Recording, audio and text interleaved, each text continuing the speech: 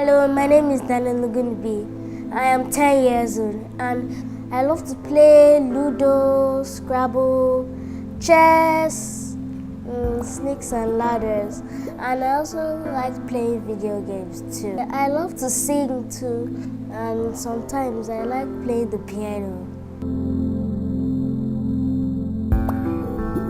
Welcome to my house. It was a very slow process for me. I will admit that for my wife it was much faster. I mean, she started seeing things right after Daniel was like 1. Really, she started like, something is not right here. And the way I looked at it was, women, they just create anxiety where there's none. The autism is what we call a spectrum. There are those that are on a high functioning end and those that are on a very low functioning end. They have no cognitive skills, they have no speech, they don't have attention, they don't have pre-academic skills. Everything is a no-no on the lower cadre. Meanwhile, on the high functioning end, they have high cognitive skills, low attention, low social skills. They don't play with other children. 1 became 2, and he still wasn't saying anything.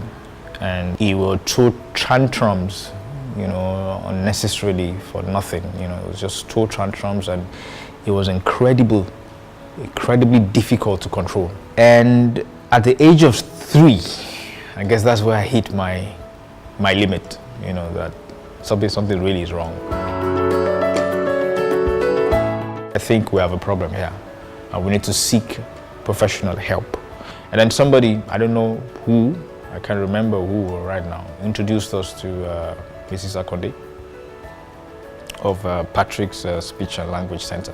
When Daniel came, he had some words, but he had single words, and he wasn't using it appropriately.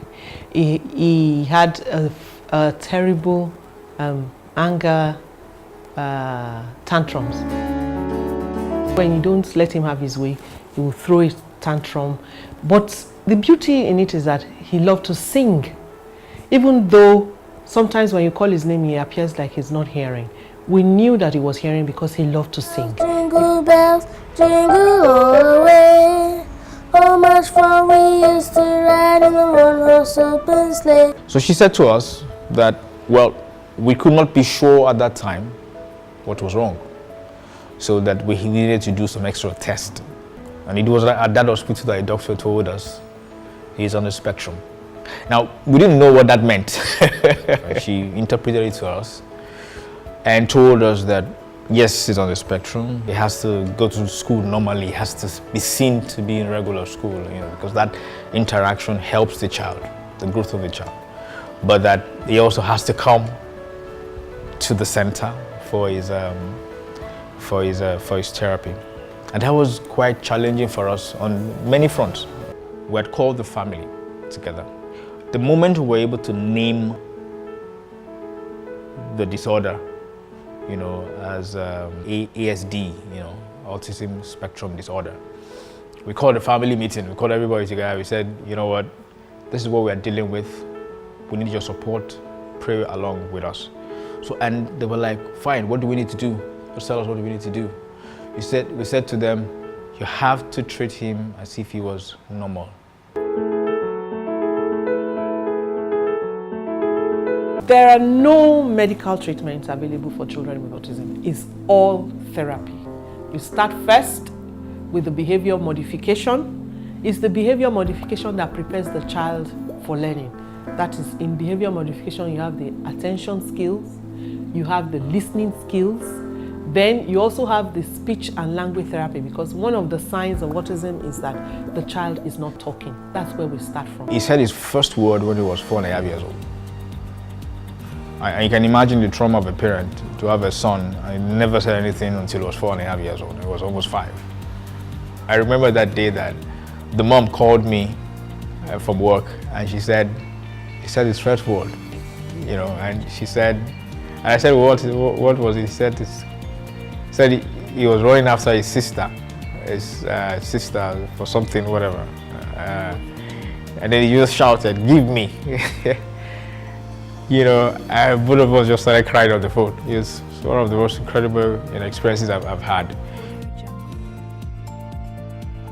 So stigma was always a very big issue regarding how we managed him, what we did with him, and it was always something that in a way prevented us from coming out there. And it's the same challenge a lot of parents face when they have to handle this children. They're afraid of what will people think, how will people react to them.